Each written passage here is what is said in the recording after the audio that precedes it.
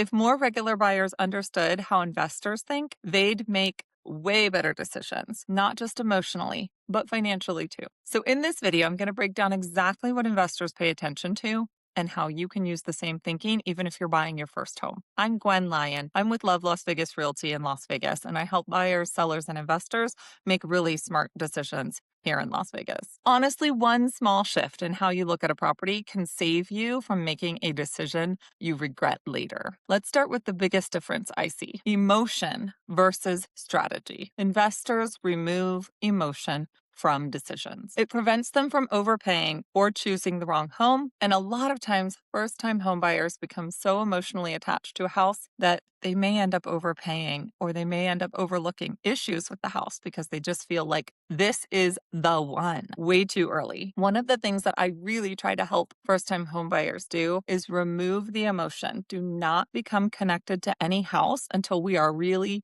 into the actual process of buying it. We've got an accepted offer, we're in the contract, and it looks like that house is going to be theirs. When we are beginning to look for homes and we're traveling through the city and we're making appointments and we're doing tours of properties, I always recommend do not get emotionally connected to any house.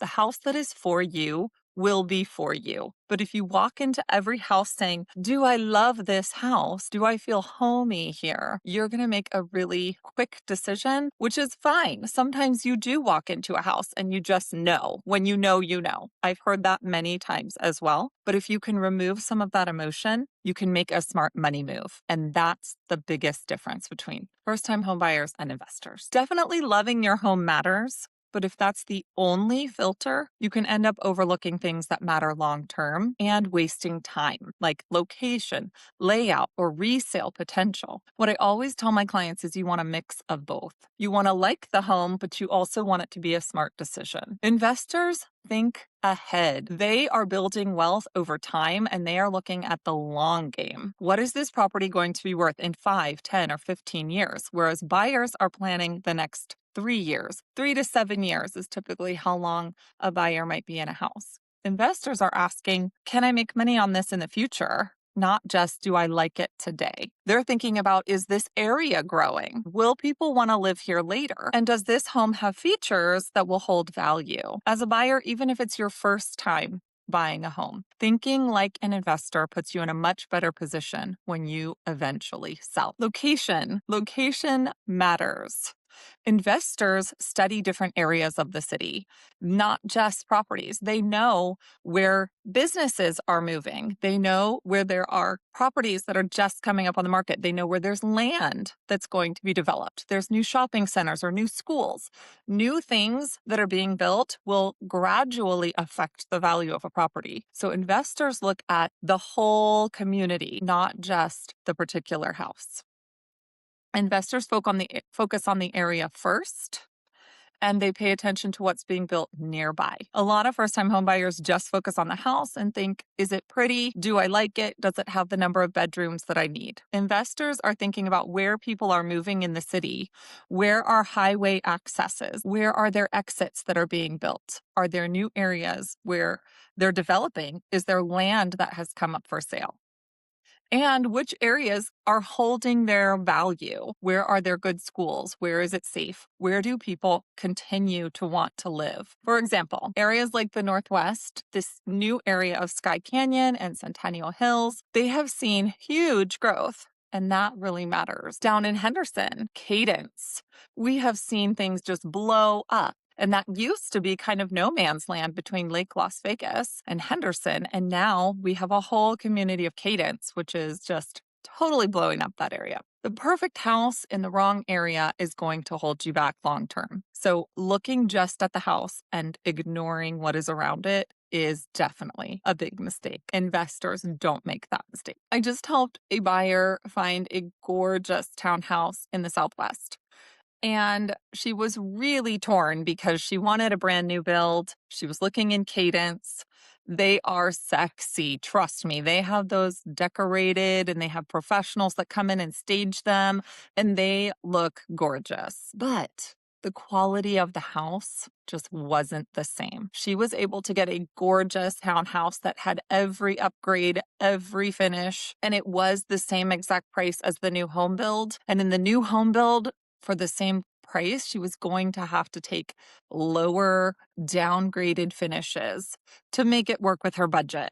So even though she wanted that sexy new home and to be able to say, I just bought a new house, at the end of the day, the house that she got, it is gorgeous, glamorous, and it is in a great gated neighborhood with just a few small townhouses. It's a small community, and these homes are luxurious. So I feel like she got a much better house. Even though she was thinking, I really want a new build, I think the house she got was way better. And let's talk about property functionality. Does the layout make sense?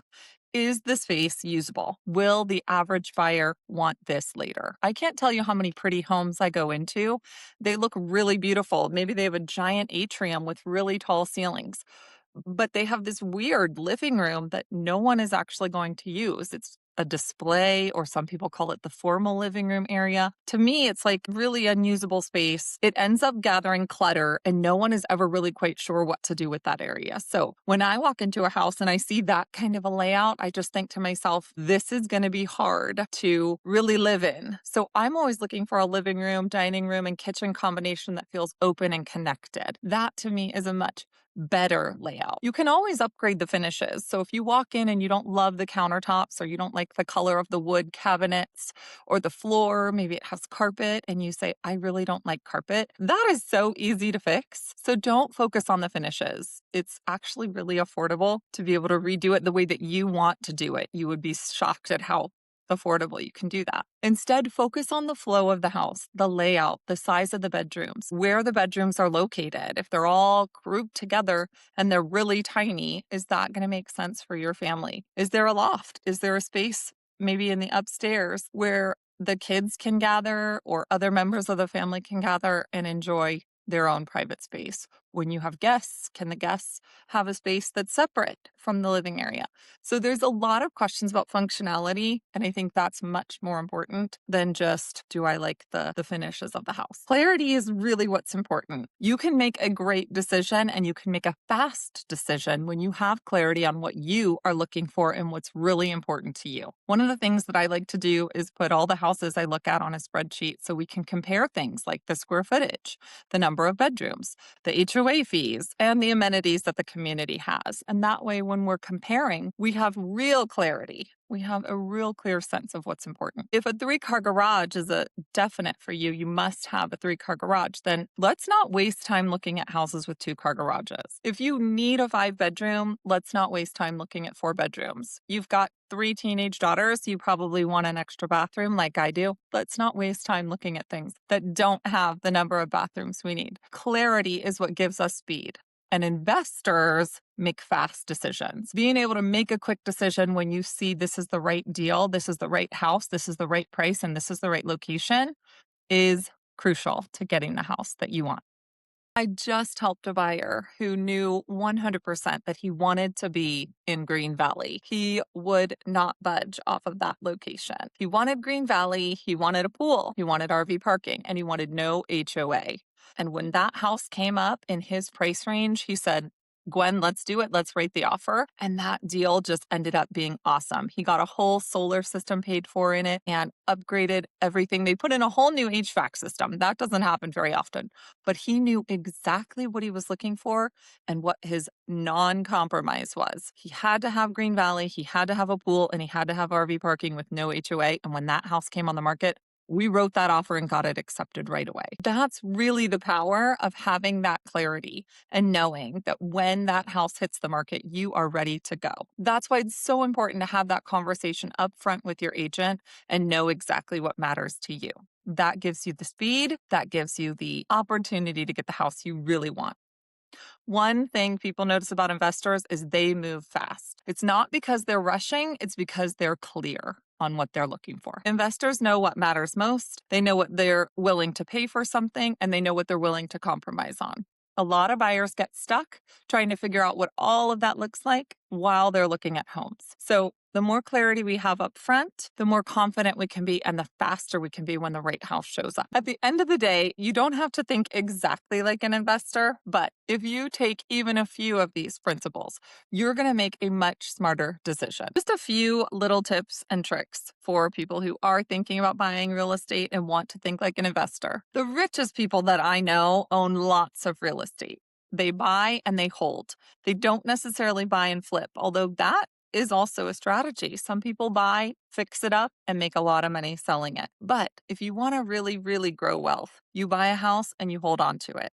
You might rent it out or you might live in it, but over time, that's where real wealth accumulates. If you're even thinking about buying, whether that's for investment or for yourself personally, and you're not exactly sure where to start, just reach out, call me, text me. I'm always happy to answer any questions, and I can give you some really great ideas on how to make money and think like an investor. No pressure, just clarity.